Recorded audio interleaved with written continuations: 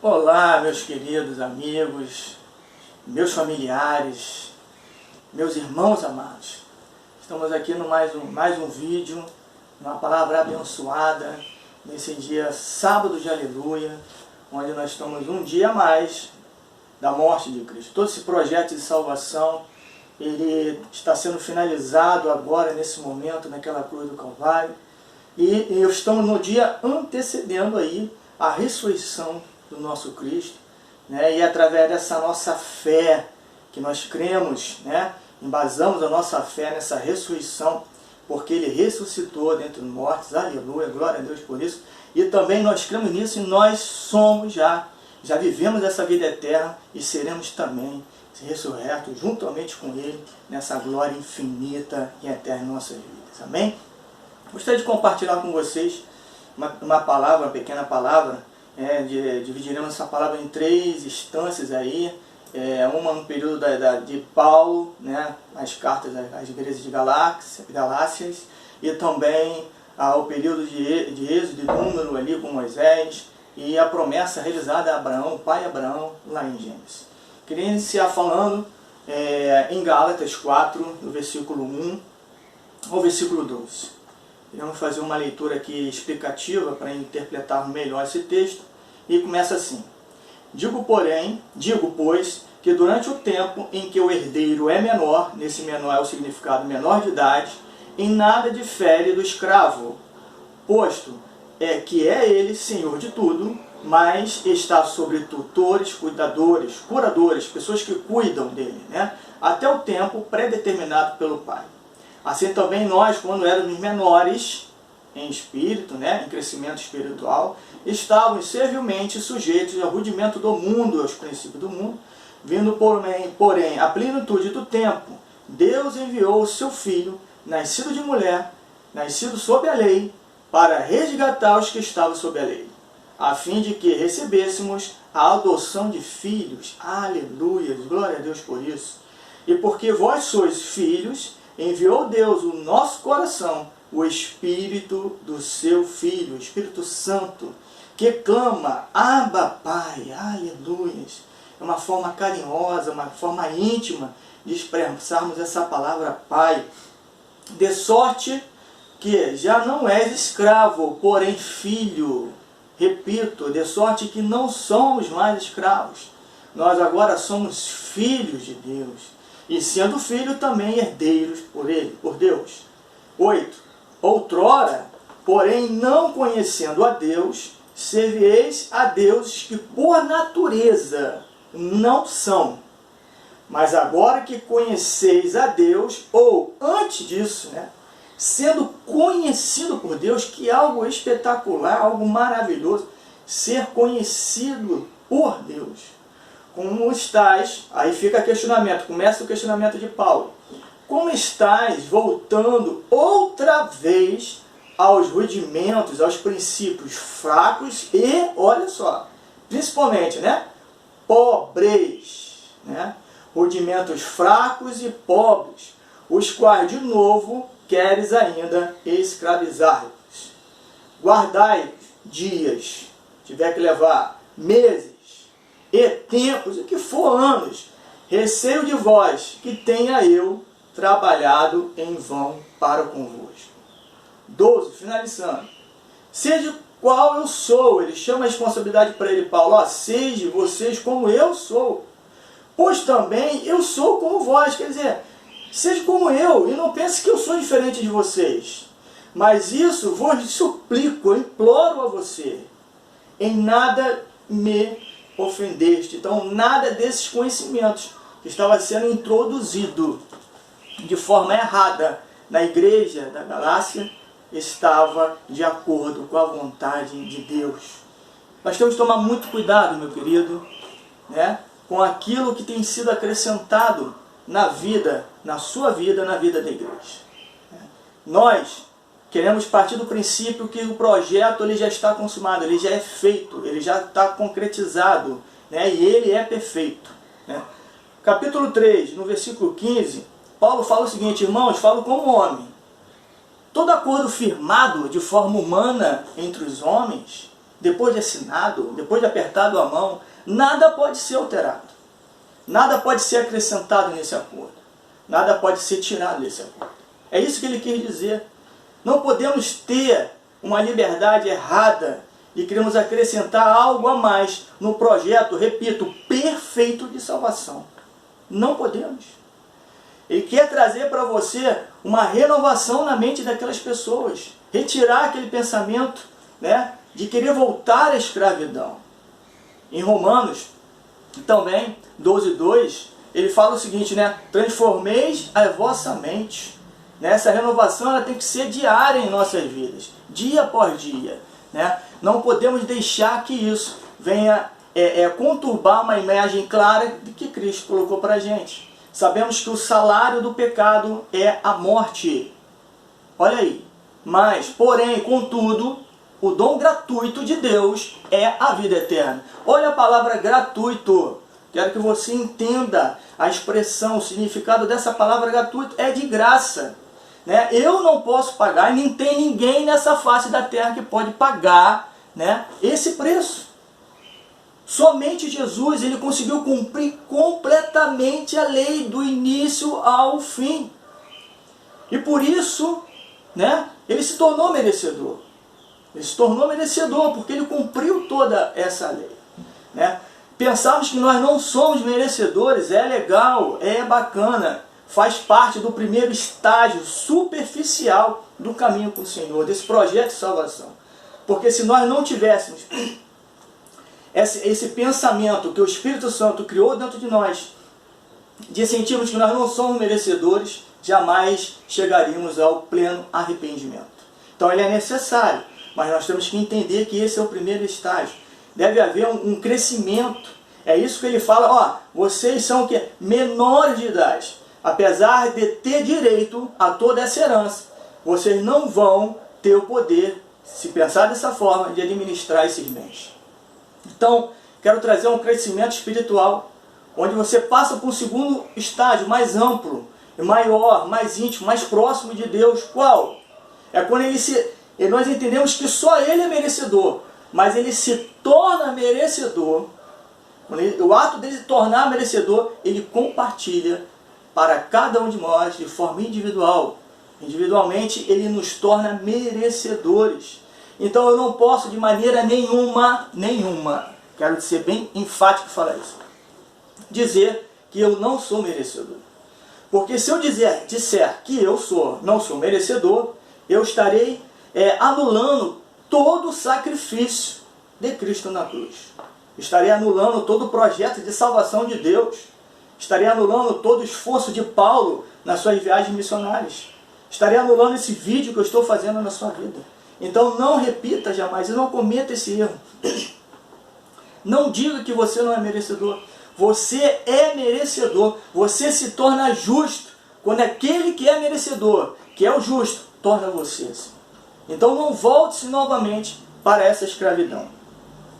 Eu queria falar com vocês sobre uma parte também histórica do nosso país, de um ícone da historiografia brasileira, um nordestino do século XIX, chamado Manuel Bonfim. Esse homem, ele dentro da sua visão, já naquela época, ele tinha uma visão clara, né, nos seus escritos, defendendo ferrenhamente a libertação da escravatura e todos os benefícios que isso traria para o país. Mas logo esse benefício ser conquistado, essa conquista ser realizada no nosso país, ele aponta um grande outro problema. Um problema muito grande. Que era o quê? É denominado por ele por consentimento sentimental. Mas, André, o que vem a ser esse termo, consentimento sentimental? É um nome bonito, mas para descrever algo ruim. E o que seria esse algo ruim? É que o escravo, mesmo sendo liberto por lei e por direito, ele continuava a viver uma vida de escravo. Caramba, era justamente isso. Infelizmente. Né? Ele continuava a agir como escravo, continuava a viver como escravo e pensar como escravo. Então isso foi um problema apontado por ele. E o que ele trouxe de solução para aquela sociedade no momento? É que somente através do investimento na educação poderia preparar essa parcela dessa nova sociedade de forma profissional e psicológica para que essas pessoas que eram ex-escravos assumissem novas posições dentro da sociedade brasileira. Mas André, por que você está falando sobre a história do Brasil? É porque eu quero provar para você, em primeiro lugar, que as circunstâncias em si, o pensamento, né, ele é tendencioso a fazer a pessoa livre a querer retornar para o lado da escravidão. Esse é o primeiro projeto, primeiro pensamento. Segundo pensamento, que as cadeias, os grilhões mentais, eles podem ser muito mais poderosos e devastadores do que os próprios grilhões físicos e materiais. Em diversos momentos na Bíblia, nós vamos ver pessoas lançadas em fogueiras, em covas de leão. Também, pessoas sendo lançadas nas prisões com grilhões, mesmo assim serem livres para adorar, para louvar, para servir a Deus. Então, olha o contexto disso, como os grilhões mentais eles podem ser piores do que os grilhões físicos. Se nós retornarmos também, né, para a época lá de Moisés, né, em Números 14, de 3 a 4, eu quero dizer para você o seguinte, é claramente um povo que viveu toda uma experiência de libertação com o Senhor. Apesar de ter orado, clamado ao Senhor por essa libertação, por serem livres, serem testemunhas de diversos milagres no Egito, estavam eles presos sobre os grilhões do Egito, sobre Faraó, né? Eles foram livres, mas nesse período, nesse versículo, eles estão reclamando, trazendo para Moisés que o Senhor nos trouxe para o deserto para nos matar, trouxe para o deserto para nos punir, né? Queremos levantar um homem hoje para quê? Para fazer com que eles retornassem para a escravidão. Gente, isso é cruel e também é desumano. As pessoas já no estado de libertação, sendo livres, querem retornar novamente para a escravidão. Imagina o coração de Deus, como Deus ficou aflito quando ele viu aquilo dali. Ele ficou, até quando esse povo vai me provocar? Até quando esse povo não vai ver o que eu faço por eles, o meu grande amor que eu tenho por eles, em trazer libertação, salvação, uma intimidade com eles. E eles querem ser escravos novamente. Então não cometa isso, meus irmãos. Nesse dia estamos comemorando a libertação da morte, libertação do pecado, libertação das doenças, das enfermidades. Nós estamos no crescente com o Senhor. Não se volte novamente como essa igreja estava querendo voltar, né? Porque o pensamento do escravo, ele é pequeno. O pensamento do escravo, ele é recheado, por quê? Por medo, né? O escravo, ele vive completamente, todo o tempo com medo. Ele tem medo do seu senhor, né? Porque toda vez que o Senhor aparece, muitas das vezes é o quê? Para punir, para castigar, para matar. Então, traz insegurança, traz desconfiança, não acredita mais em nada, não acredita em si mesmo, traz um sentimento, um complexo de inferioridade. Sempre eu sou ruim, sempre eu não mereço, sempre eu não consigo, sempre eu sou pequeno. O Senhor quer trazer uma novidade de vida, meu irmão. Quer trazer uma abundância de vida, uma intimidade plena com Ele. Gente, sente isso dentro de você, sente esse projeto maravilhoso de Deus na nossa vida. De maneira nenhuma aceite os grilhões mentais na sua vida. E o pior de todo esse contexto do escravo, ele sempre vai olhar num relacionamento desconfiado com o seu senhor. Qual é o escravo que confia no seu senhor? Qual é o escravo que quer se lançar completamente no relacionamento com o Senhor? Sempre vai criar bloqueios, sempre vai criar limitações. Então se liberte desses pensamentos, nessa renovação da mente que Paulo sugere para a gente. Meus queridos, nesse dia especial, viva a plenitude de Deus na sua vida. Viva a plenitude de Deus na sua vida, né? Cresça espiritualmente, cresça espiritualmente. Aceite ser o filho, de Deus, verdadeiramente. O Senhor quer dar abundância na nossa vida, quer dar plenitude na nossa vida. Sabe por quê? Porque o escravo, muitas vezes, ele tem uma visão conturbada do trabalho, da obra. Toda vez que o escravo olha para o trabalho, ele vê como algo obrigatório, algo forçado, que se ele não fizer, ele vai ser punido, ele vai ser chicoteado, ele vai ser jogado lá dentro da cela dele. Mas não é assim. O Senhor não quer se relacionar com escravos. O Senhor criou o homem para se relacionar. Infelizmente o homem se dobrou ao pecado. O Senhor agora institui através do sangue imaculado do Cordeiro e torna-nos filho dele novamente. A gente quer se tornar escravo. Não, o Senhor não quer se relacionar com o escravo, porque tudo que o escravo faz é obrigado, é pura obrigação. O Senhor quer ter a liberdade em você, que você tenha uma alegria de viver com Deus, que você tenha a satisfação de adorar, servir a Deus. Tem pessoas que vão na igreja, muitas das vezes, isso é triste falar isso, mas durante o louvor está pensando o que ele deixou de fazer em casa. E durante a palavra ele está pensando o que ele vai fazer quando chegar em casa. Né? Não se entrega completamente. Eu tenho que ir na igreja, pelo menos uma vez na Santa Ceia eu vou na igreja. É cumprir ali a tabela. Não, é dizer como Davi: eu me alegrei quando me disseram, quando me chamaram, vamos à casa do Senhor. Aleluia, glória a Deus. Olhe para a obra, para o reino do Senhor de uma forma diferenciada. E aquele povo que estava ali, né, por esse pensamento de escravo, uma viagem que eles fariam, né, aproximadamente ali de 3 meses, porque não era tão distante, né? Se eu não estou enganado, seria de 300 a 500 quilômetros. Seria realizado ali em 3 meses, dentro daquela caravana toda. Levou-se 40 anos. Levou-se 40 anos, porque ficaram rodando em círculos, pelo pensamento de escravo. Mas o reino de Deus foi preparado para os filhos.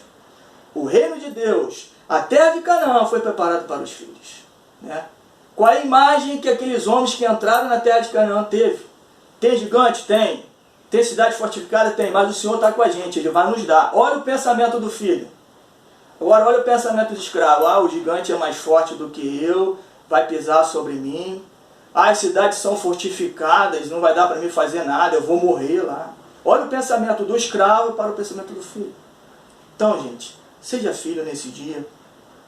Quero trazer esse pensamento libertador. Não aceite a opressão das circunstâncias que vão dizer para você que você é incapaz, que você não consegue, né, se libertar do pecado, se libertar da lei. Não aceite isso. Outra coisa, não aceite nenhuma opressão também do homem em dizer que você é incapaz, que você não vai passar naquele concurso que muitas vezes você está querendo. Né? Olhe para o estudo de uma forma diferente, não como um trabalho forçado, mas como algo que poderá levar você em lugares maiores. Né? Você que está se preparando para algum concurso aí. Então pense com fé, porque nós somos filhos de fé. Nós somos filhos da promessa realizada a Abraão, lá em Gênesis. Que toda a nação, todo o projeto de Deus está estabelecido lá. Todas as nações serão benditas. Olha a palavra. Então eu sou bendito, eu sou filho de Deus. Seja filho de Deus. Assuma isso na sua vida em nome de Jesus. Meus queridos, encerro esse vídeo abençoando você, que você aproveite ainda mais esses dias para se entregar ao Senhor, viver uma vida íntima, porque o Senhor quer te levar a lugares mais altos, num nível mais profundo da sua intimidade. Abençoa a sua vida em nome de Jesus. Amém.